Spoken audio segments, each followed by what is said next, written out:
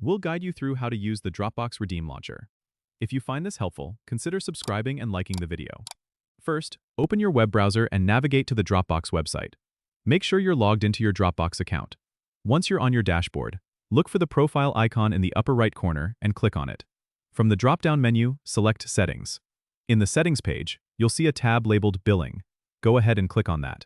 Now, scroll down until you find the Redeem a Code section. This is where you'll enter your redeem code. Type in your code carefully to avoid any errors. Then click on the Redeem button.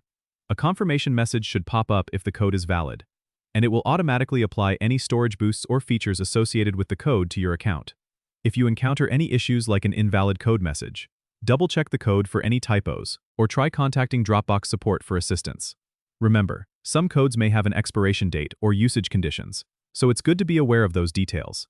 This process is quite straightforward, but if you follow these steps, you should be able to redeem your code without any problems. Don't forget to subscribe and comment if this helped you out.